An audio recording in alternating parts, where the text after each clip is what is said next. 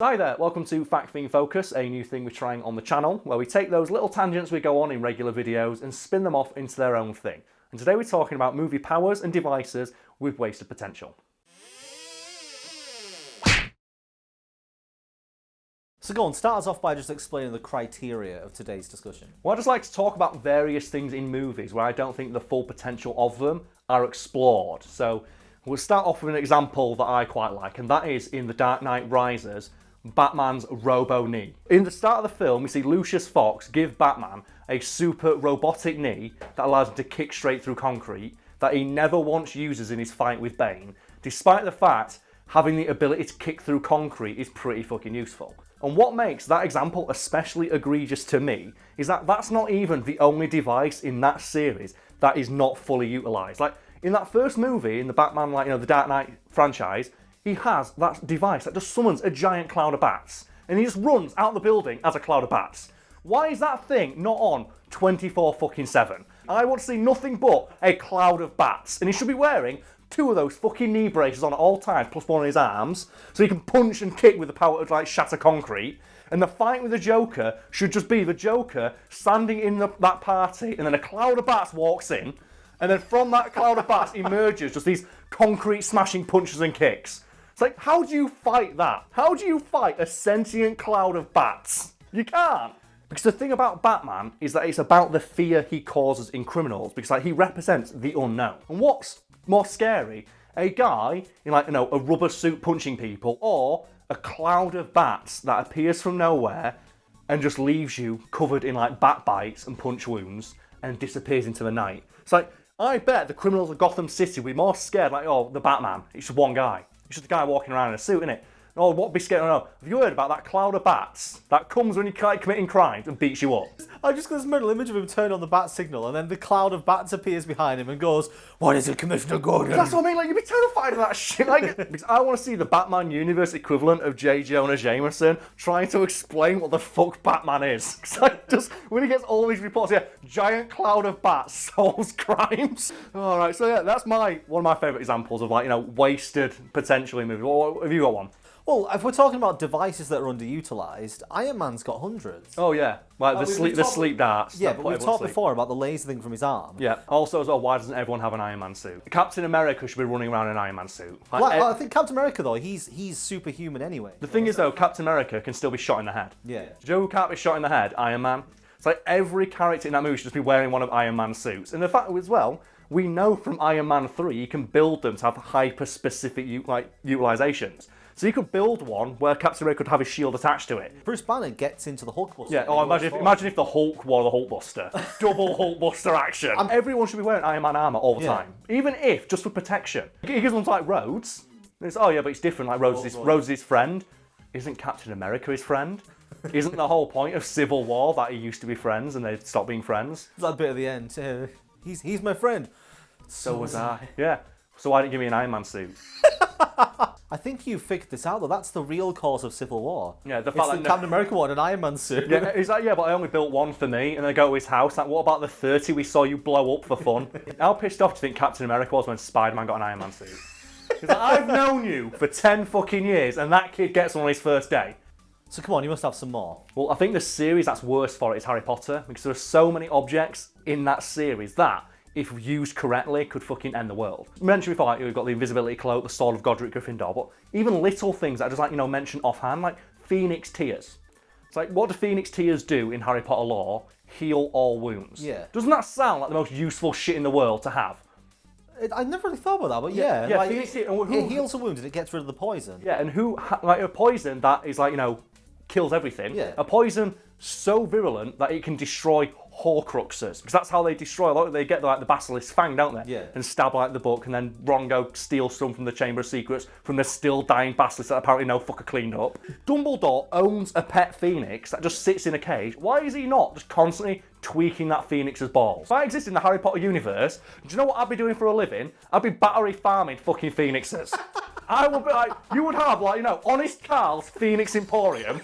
and they'd be trapped in the smallest fucking possible cages, and I'd be bewitching, like, Joe, they bewitch stuff to start fly around. I would be bewitching just like sentient gloves, just constantly slap them across the face, and just collecting their tears and selling that shit on the black market. Dumbledore just lets it sit on his fucking bookshelf singing. Every other day, you should be punching that phoenix in the dick. And the thing is, that's not even the only, like, you know, all wound curing liquid that exists in that universe. They also have unicorn blood. Yeah, but if you drink unicorn blood, you live a half-life. Oh yeah, do you know what? Cursed life. Yeah, do you know what I think doesn't care about that? People dying of cancer. It's like, why are they not selling that shit on the black market? Like, oh yeah, it turns you into a weird, like, you know, horrible goblin creature. Isn't that better than being dead? Shouldn't it at least be an option?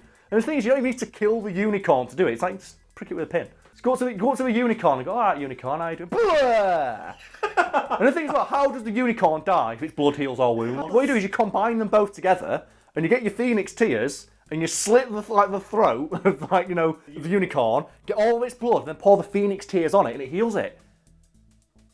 And then you use the unicorn blood to feed the phoenix to kill it, so it lives a half-life. And we've not even started talking about time turners. Oh yeah, Like, we have the ability to reverse time. What do you use it for? So let Hermione take double maths. But like, the one that gets me is like, they send Sirius Black to prison, like, on a crime he did not commit in a world where truth serum exists. Oh, but maybe like you're not allowed to use that in a court case. It's like, oh yeah, do you want to have your soul raped by Dementors? Or do you want to take this truth serum and maybe tell us that you pissed your pants in college? Why is that not the first thing you'd say? I didn't do it. Give me truth serum, you know it works. So we could talk mad shit about Harry Potter all day. So moving swiftly on, Brad, you have another example. You've said to me before, why doesn't Thor just put Mjolnir on top of people? Oh, he should do that all the time, yeah. Like he does to Loki to stop him from leaving. Like Joni's fighting the Hulk, why don't you just put Mjolnir on Hulk's chest? Because the Hulk is shown not to be able to lift it, at least in the Marvel Cinematic Universe. And he does it in the Avengers, doesn't he? He just puts, like, or whatever film where he just puts Mjolnir on Loki's chest and he can't move. It's in the first even though Loki can teleport. Yeah. So it stops him from even teleporting. Or when he fights that dragon and puts it in its mouth and it just falls down. Or when he establishes that he can just, like, you know, constantly just have it swirling around him to just do, like, you know, Mjolnir assisted combos constantly. The thing is, like, speaking of, like, you know, not utilising an object you control with your mind properly, Star Wars. I always get pissed off that in most games where you can play as a Jedi, you have the ability to throw your lightsaber and use the Force to turn it like a boomerang, spin it around and cut through shit. Why does nobody in the Star Wars film just do that? Better yet, why isn't there anyone in that universe who just gets their lightsaber, turns it on and uses the Force to spin it around themselves and then walk towards the enemy? How do you fight that? Was it the first level of Force Unleashed with Vader when he launches lightsaber at people and just cuts them up and flies back to his and it flies all the way back to him because he's got, like, such control over the Force. Like, do you know what, like, most Star Wars fight scenes should be involving Jedi? It should be that scene in Guardians of the Galaxy 2 where Yondu just whistles and that thing flies around and kills everybody. Only instead of a fucking knitting needle, it should be a lightsaber just blasting through people's heads. Oh God, imagine if the youngling scene was like that. He didn't throw his lightsaber, he just held it up. No, Anakin didn't even go into the room. He just throws it round the corner like a boomerang. It goes in, he hears a load of screaming, silence, and it flies back. Jedi can do that, and because lightsabers cut through everything, it's not unrealistic that you can just fly it straight at people and go, like, burn a hole through them immediately. The closest we ever get is in, like, The Last Jedi, where they kill Snoke by using the Force to drag the lightsaber through him. And it works against, like, this super powerful, mega evil Sith Lord. Why isn't everyone, like, imagine what cannon fodder, like, imagine what stormtroopers could do against that. Jack fucking shit. And as well, because lightsabers deflect blaster bolts, why don't you just constantly have a lightsaber spinning in front of you like a shield? I reckon Kylo Ren should just walk around with a blaster. Because if we've seen him manipulate the blaster fire, he should just fire the bolt and then just throw it at people. No, do you know what he should do? Johnny, like, talking to stormtroopers, interviewing them. He should have the blaster bolt floating behind him. Do you know, it's like for intimidation. So he just has it follow him around constantly, and whenever he gets, like, someone displeases him, he just, like, stops using the Force to stop it from moving. It just flies at people. There's that scene in XMen where Magneto points the guns towards everybody. Yeah. Just do that with the blaster, fire the bolt and stop it. Well, so on the subject of Magneto... Yeah. Magneto should be doing something similar with those balls of steel that he kills everyone with in, like, the prison escape scene. He should realistically just have at all times a ball bearing just flying around him all the time, killing anyone who gets too close. It's established in that movie that he can control stuff without even really thinking about it. So he does it with the Newton's Cradle, doesn't it? They go in, it's like the Newton's Cradle working without him, like, even thinking about it. It's just done, like, he just does it, it's like idly controlling these metal balls like it's nothing. Why, instead of having a Newton's cradle, is it not just a crazy spinning halo of death that he just constantly has there, always ready to murder someone who displeases it? It's fucking He also, stupid. what's interesting, he never carries metal around with him. No, even though he should. Do you know what he should do, realistically? He should get that liquid metal, put it all the way over his skin and become Iron Man. You'd think he'd carry like at least a switchblade. Just So he can throw it But at when you people. see how powerful he is with just like that small bit of metal and he kills loads of people by making it fly everywhere, why isn't he just doing that? Why ain't his pocket just full of ball bearings? See, Magneto could do the Yondu thing as well in that scene. Thing is that he could do it with anything. He could do that with like your car keys.